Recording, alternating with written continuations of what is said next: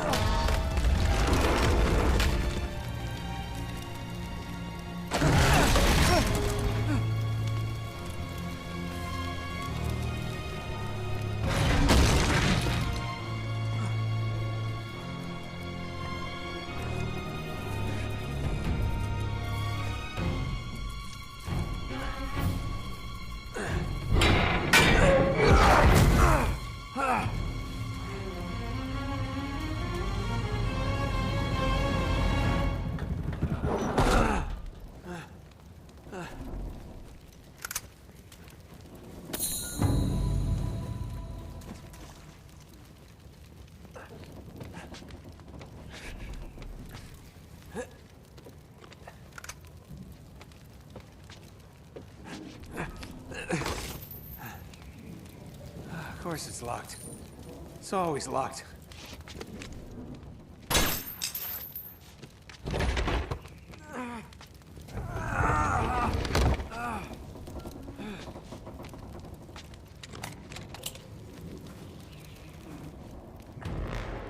He's alive! Karma's a bitch.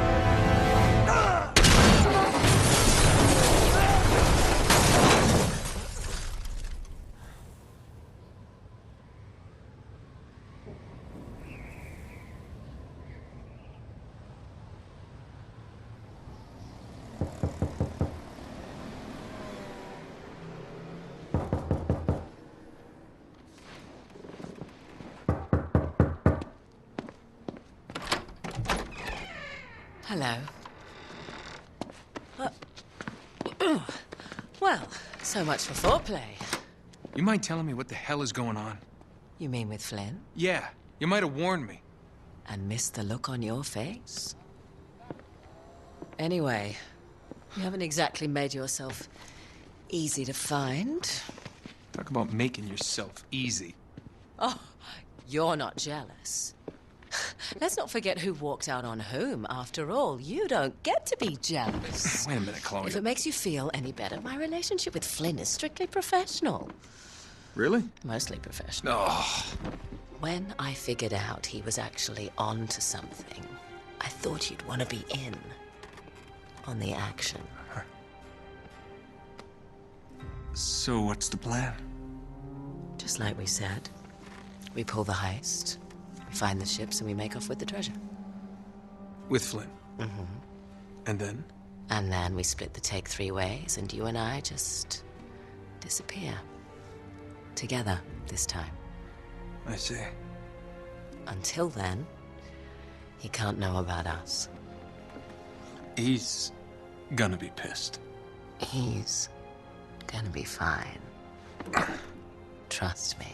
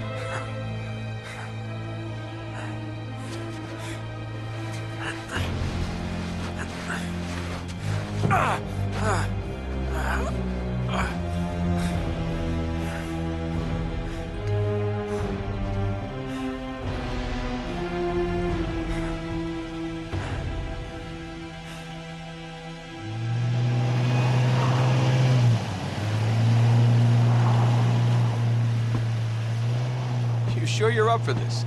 Feel a lot better if I had a gun. We won't need them. A little insurance, that's all.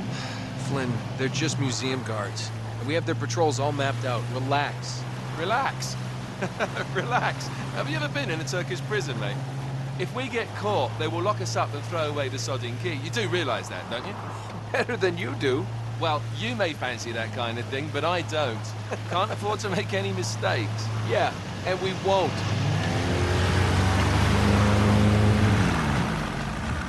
We're here.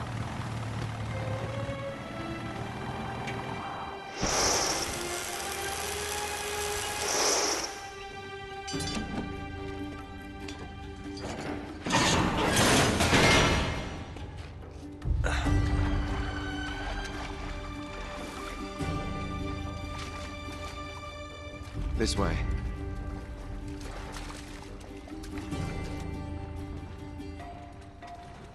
So what do we do if they switch the patrols? Figure it out as we go. We cannot fumble our way through this. I don't fumble, I improvise. Oh, is that what you call it? Yeah, I'm, adaptable. Adaptable. You cocky bastard. There. What did I tell you? That passage there is going to take us right under the museum. You called it all right. You need to have a little more faith in me, chum. Okay, this one here is me. All right, remember, that tower is our only way into the exhibit. But we can't even get close with those floodlights on. We've gone over this. Just make sure you cut the power by the time we reach the second courtyard. The lights will be out. I'll have the van waiting at the rendezvous point. Just make sure you get your asses out of there in time. Fair enough. All right, enough chat. Let's do this.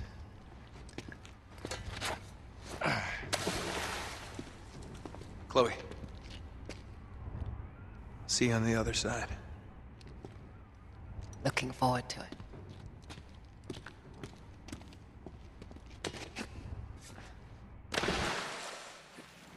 You sure you know where you're going? Don't I always?